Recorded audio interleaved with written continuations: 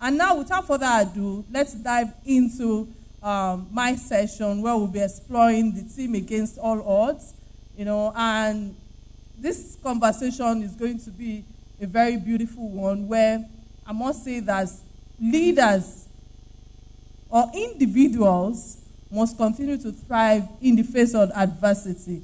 And I'll start off from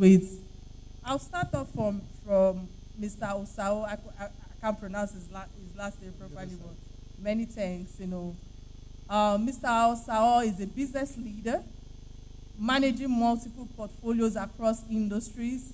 So my first question to you, because I know we are managing time right now, and there's another session after mine, what would you say are the biggest challenges of running a business in Nigeria today, and how do you tackle them in this economy where inflation, when it comes to, the dollar rates that affect every other thing, basically?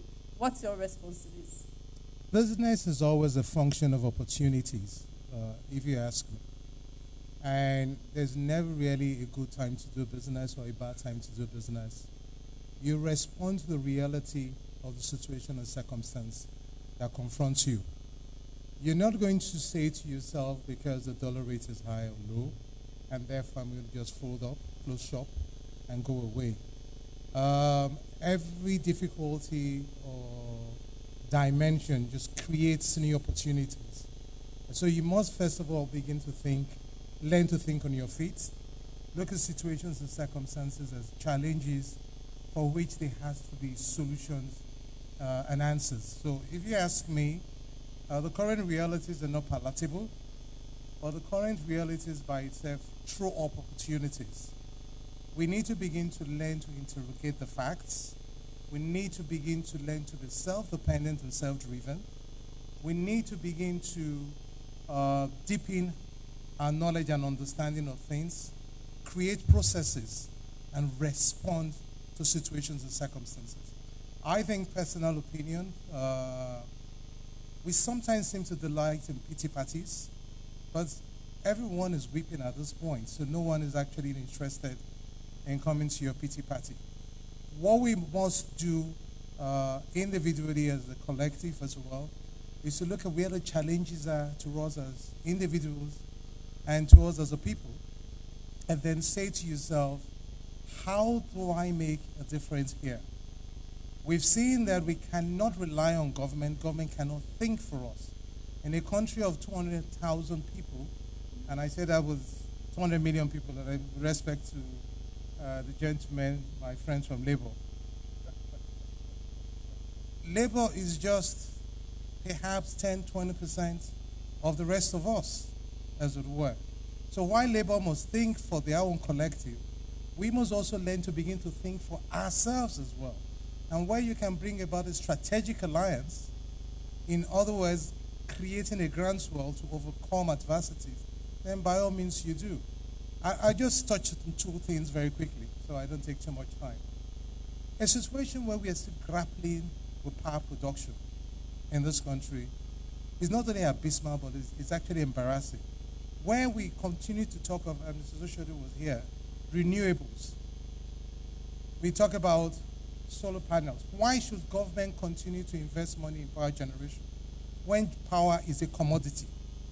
Power is a commodity that you don't need to market. People will buy it. That's why people buy generators. So why is power not a business? Why is it still a social service?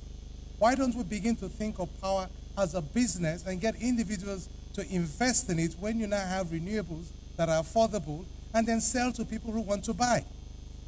Why are we still thinking from a very anachronistic perspective? So there's so many things we need to actually look at. Even with regards, let's look at the petroleum products.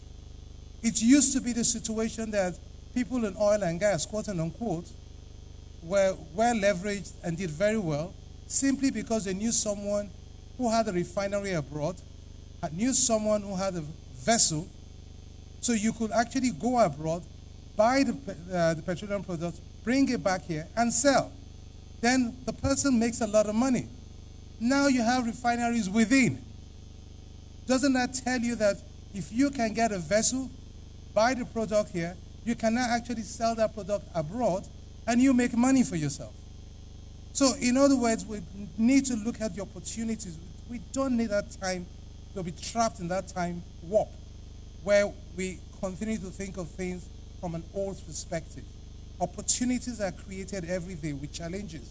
We need to think out of the box and be more people-oriented. Thank you. All right, many thanks for that submission right there. And really, I think I agree with you with what you've said, but it's just that in a country where there's no ease of doing business, regardless of how much you look at the power sector, because I feel that has been commercialized, but how do we move forward knowing that there's no ease of doing business in this country, and quite a number of times the government are capitalizing on the loopholes or the challenges in the country? What do you have to say to that in 1 minute? We need to deepen institutions. We need to work out processes. Our biggest challenge is that we are adverse to order and process. And government ought to, and your regulators ought to create that enablement. But we have a situation where regulators, rather than see themselves as people who create enablement, they see themselves as people who create obstacles. But until we as a collective, as a people begin, and that's where the National Assembly should actually come into play, deepen our processes, deepen our institutions, so they go beyond the 4-year tenure of any political regime, we will continue to struggle. All right, many thanks again for that elaborate submission right there.